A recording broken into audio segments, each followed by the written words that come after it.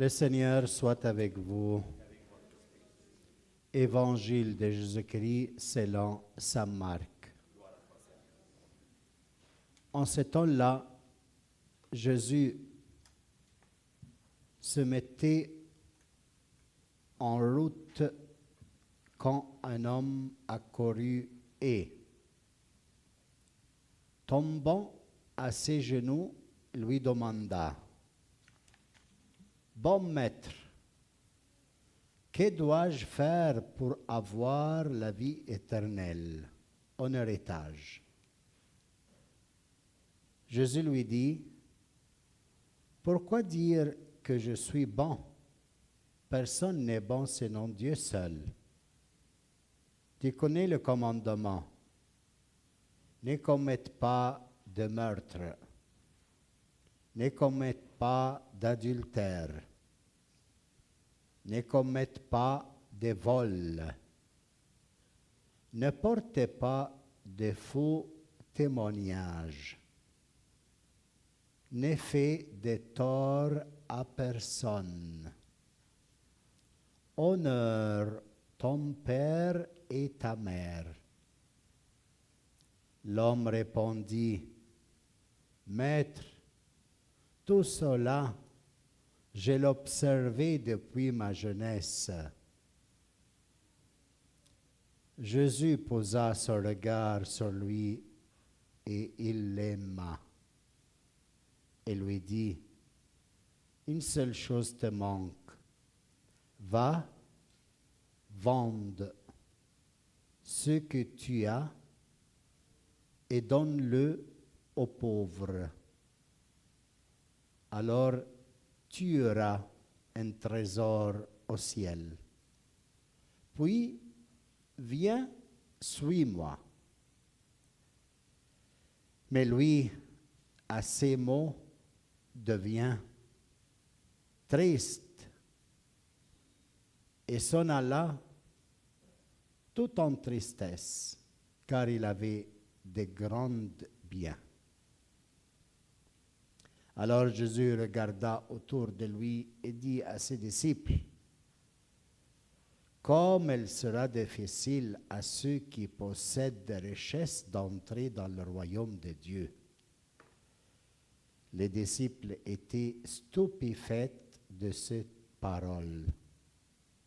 Jésus, reprenant la parole, leur dit: « Mes enfants, comme il est difficile d'entrer dans le royaume de Dieu.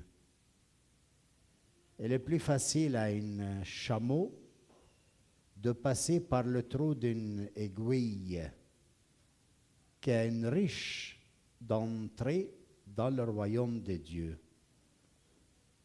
De plus en plus déconcertés, les disciples se demandaient entre eux: « Mais alors, qui peut être sauvé? » Jésus les regarde et dit: « Pour les hommes, c'est impossible, mais pas pour Dieu, car tout est possible à Dieu. » Pierre se mit à dire à Jésus: « Voici que nous avons tout quitté pour te suivre. »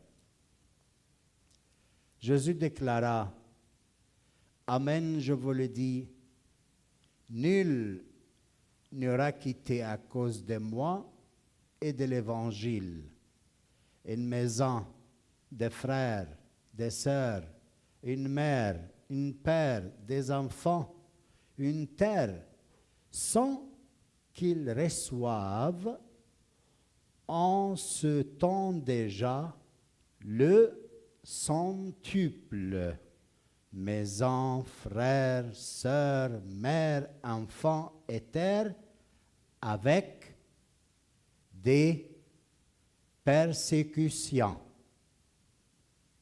Et dans le monde à venir, la vie éternelle. » Acclamons la parole du Seigneur. Louange à toi, Seigneur Jésus. Bien, mes frères et sœurs, nous sommes ici avec une parole merveilleuse. J'espère que vous avez bien entendu le lecteur dans la première lecture, quand il annonçait, merci,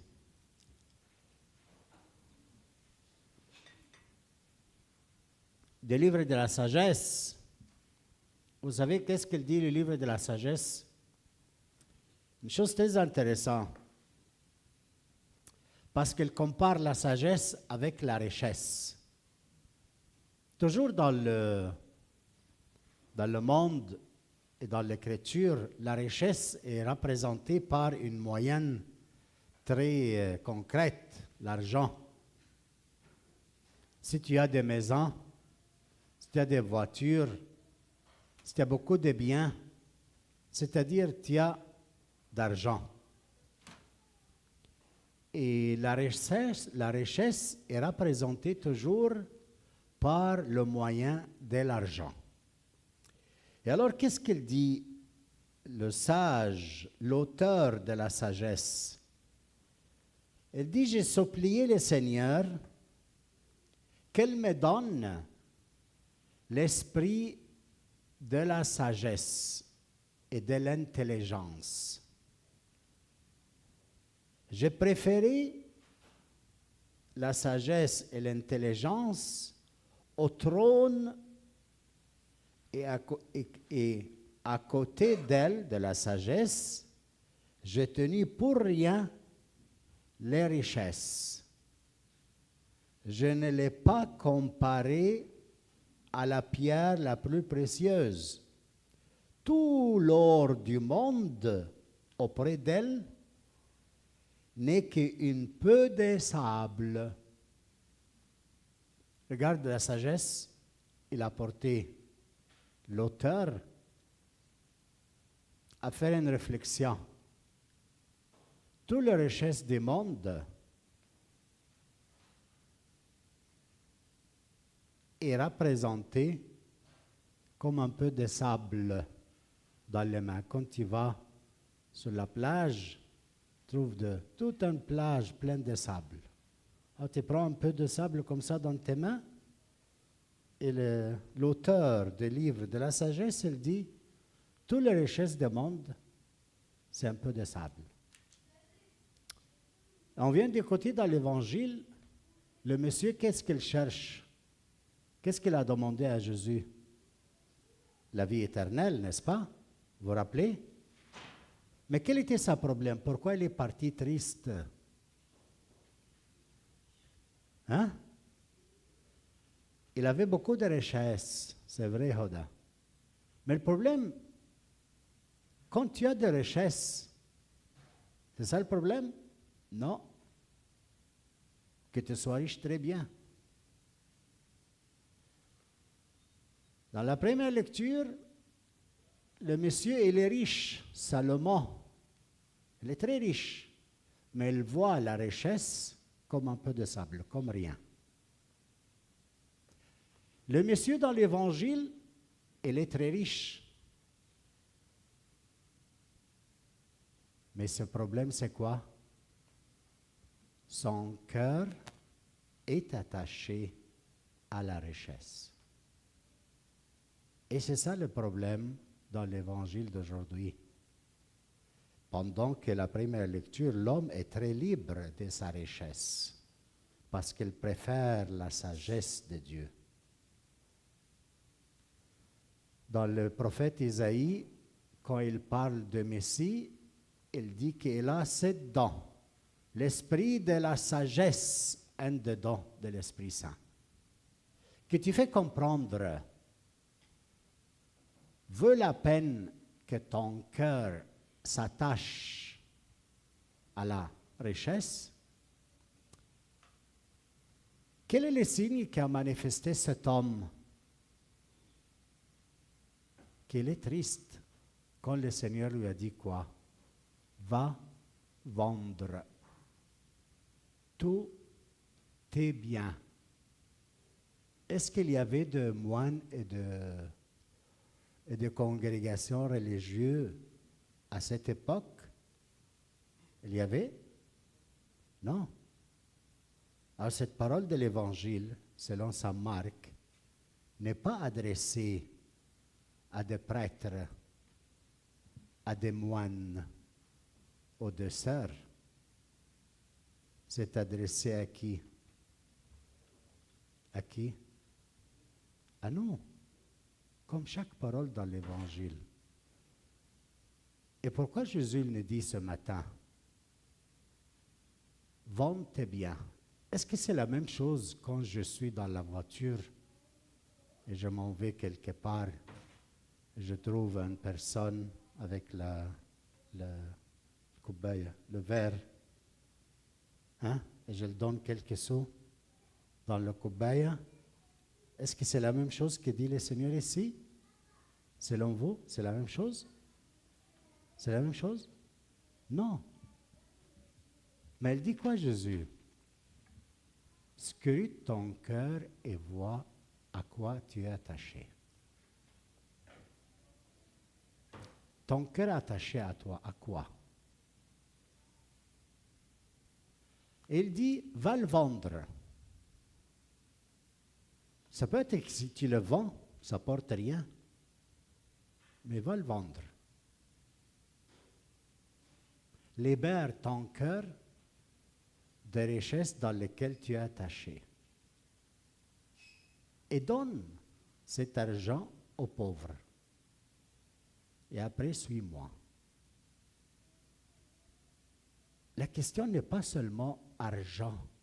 L'argent, c'est le signe extérieur qui représente les biens dans lesquels mon cœur est attaché. Dans ma chambre, j'ai une statue. Ah, comment elle est chère à mon cœur. Comment je l'adore. Si j'entre dans la chambre, je ne trouve pas, ou quelqu'un l'a touché, je deviens bête. J'ai un crayon. J'ai quelque chose dans lequel je vois, waouh, mon cœur est attaché à ça. Mais pourquoi le Seigneur veut me libérer de ça? Veut me libérer de ce que mon cœur est attaché. Parce que il est un obstacle d'avoir en toi la vie éternelle.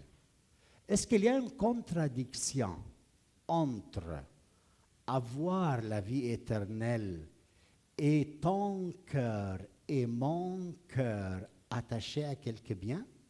C'est sûr. Quel est le rapport entre mon cœur est attaché à un bien et n'a pas à voir en moi la vie éternelle? Qu'est-ce qui se passe si quelqu'un touche ce que mon cœur est attaché? Je le défends, n'est-ce pas? Et s'il me attaque fort, je me défends plus fort. Alors qu'est-ce que je fais? Je ne résiste pas au mal. Qu'est-ce que je fais? Je réponds au mal avec le mal pour défendre mes biens. Attention. Si tu as la vie éternelle, c'est-à-dire la vie qui vient du ciel, la vie de Dieu est présente en toi, l'Esprit de notre Seigneur Jésus-Christ ressuscité des morts, c'est-à-dire que tu es un homme libre et tu défends rien. Tu défends rien, rien, rien. Comme Jésus-Christ, qu'est-ce qu'elle a défendu ici? Rien. Elle s'est laissée tuer. Vers qui? Vers ses ennemis. Alors, avoir en toi une vie pareille ne peut pas se rejoindre avec un cœur, dans un cœur où il est attaché à un bien. Alors, tu vis de quoi? De religion. Et pas de foi. La foi donne la vie éternelle. Seulement la foi. Mais quand tu n'as pas la foi, tu n'as pas la vie éternelle. Et tu trouves ça dans la vie quotidienne. Si tu as la vie éternelle, tu es un homme indestructible. On dit comme ça? Qui ne se détruit pas. Plus simple. C'est-à-dire, un homme qui a la vie éternelle à l'intérieur de lui, il est malade. La maladie ne le détruit pas. Et le manque d'argent, ce manque d'argent ne le détruit pas. Et le manque de manger, il n'est pas détruit. Parce qu'il a une lecture aux événements quotidiens à la lumière de la foi. Parce qu'il est un homme dans lequel il a dans son cœur la vie de Dieu, la vie éternelle. Et l'éternel, c'est Dieu seul. Mais l'homme qui manque la vie éternelle, qu'est-ce qu'il fait? Il vit de religion. Et alors, qu'est-ce qu'il fait? Celui qui vit de religion vient à l'église pour prier, pour avoir un peu de bénédiction, un peu de paix. Et ça peut être que le yoga, il va l'aider. Et ça peut être que quelques conseils dans le bouddhisme, il va le faire tranquille et paisible. Alors, il cherche quoi? Il va venir, il met quelques sous, il fait une bougie, comme ça, la Vierge, elle peut l'aider dans les examens. Un homme qui consomme, consommateur de religion. Est-ce que Dieu ne l'aide pas? C'est sûr que Dieu voit tout le monde et l'aide. Dieu aide tout le monde. C'est sûr. Le Seigneur ne reste pas. Il ignore les personnes religieuses. Non, non. Il est là pour tout le monde. Il l'aime, il donne. Parce que Dieu est bon et Père. Le problème, c'est quoi? Le problème, c'est en toi, n'est pas en Dieu. Et qu'est-ce qui est le problème en toi? Si tu vis des vies éternelles à l'intérieur de toi, ou tu vis de religion. L'homme riche de ce matin, comme ça je termine, il vit de quoi? Appliquer le commandement. Ne tue pas, ne adultère pas, ne vole pas, honore ton père et ta mère. Je l'ai fait depuis mon enfance, depuis ma jeunesse, je fais tout ça. Et qu'est-ce qu'il fait Jésus? Il lui dit alors, va vendre tous tes biens. Et qu'est-ce que ça veut dire, va vendre tous tes biens? C'est-à-dire aimer ton Dieu de tout ton cœur, de toute ton âme, de toutes tes forces, qui est le premier commandement, Shema Israël, Adonai Eloheinu, Adonai Ehad. Le Seigneur est un. Le Seigneur est un seul. Et le Seigneur est notre Dieu. Et pour vivre cette réalité, que le Seigneur est un pour toi, c'est-à-dire que dans ton cœur, il n'y a pas d'idole. Tu es libre. Tu vas vendre tes biens et tu donnes l'argent aux pauvres et tu suis le Seigneur. Mais lui, il n'a pas pu faire ça. C'est-à-dire, la place pour Dieu, pour lui, la foi n'est pas à sa place. Alors, il vit de quoi, ce monsieur?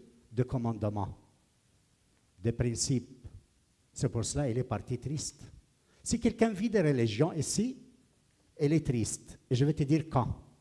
Peut-être que je ne te vois pas dans ce moment-là quand tu es triste. Quand tu perds quelque chose qui est cher pour toi. Bien, objet, argent, où ton cœur est attaché. Pour terminer, ce n'est pas de faire une conférence ce matin, mais si le Seigneur est passé à travers ces pauvres mes paroles pour te dire, dis-moi ton cœur est attaché à toi. Est-ce que tu restes triste parce que tu es attaché à ça? Je te propose la vie éternelle.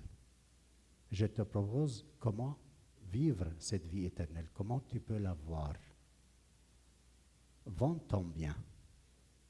Ce n'est pas une question de mettre quelques sous dans la quête ou pour le pauvre.